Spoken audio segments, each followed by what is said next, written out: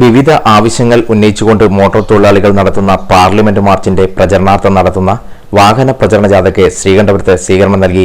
Auto തൊഴിലാളി union CITU area president T Raju സ്വാഗതം പറഞ്ഞ ചടങ്ങിൽ സംഘാടക സമിതി ചെയർമാൻ VC രാമചന്ദ്രൻ മാസ്റ്റർ അധ്യക്ഷത വഹിച്ചു.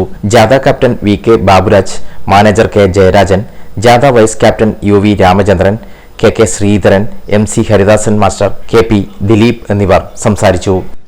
മുഖ്യമായും ഇന്ധനവില കുറക്കുക, അതുപോലെ തന്നെ രാജ്യത്തെ മോട്ടോർ മേഖലക്കകത്തെ തൊഴിലാളികൾക്ക് ദേശീയ അടിസ്ഥാനത്തിൽ ക്ഷേമ പദ്ധതി നടപ്പിലാക്കുക, അതുപോലെ തന്നെ ഇൻഷുറൻസ് പ്രീമിയം കുറക്കുക, അതുപോലെ ഭാരതീയ നിയമസംഹിത നിയമത്തിലെ 106-ലെ 1-ഉം 2-ഉം വകുപ്പുകൾ റദ്ദു ചെയ്യുക, അതുപോലെ 4 ലേബർ കോഡുകൾ, തൊഴിലാളി വിരുദ്ധമായ 4 ലേബർ കോഡുകൾ പിൻവലിക്കുക എന്ന പ്രധാനപ്പെട്ട മുദ്രാവാക്യങ്ങൾ അടിസ്ഥാനപ്പെടുത്തിക്കൊണ്ടാണ് ഈ പ്രക്ഷോഭം നടത്തുന്നത്.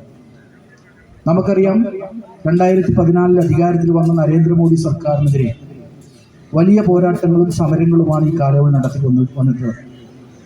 അത്രയും ജനവിരുദ്ധ, തൊഴിലാളി വിരുദ്ധ നടപടികൾ സ്വീകരിച്ചു പോകുന്ന ഒരു സർക്കാരാണ് നരേന്ദ്രമോദി സർക്കാർ.